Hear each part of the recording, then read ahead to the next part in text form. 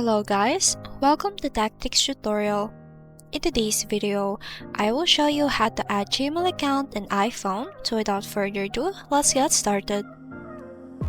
First thing that you need to do is to go to your settings and go to apps and then search for your mail.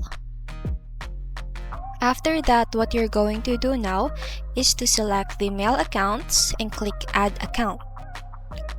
So you choose the Google and then continue to log in to your Gmail account. And then after that, you are going to choose what to sync to your Gmail and then click save. And then there you have it, you already have your Gmail account on your device. And then that's it guys. I hope that this video helps you, and if it ever did, don't forget to like, comment, share, and subscribe.